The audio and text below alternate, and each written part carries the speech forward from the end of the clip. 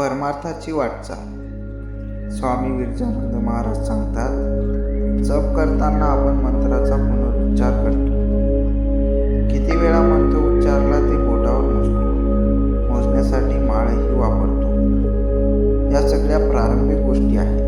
या गोष्टींमुळे मनाला अन्य विषयांना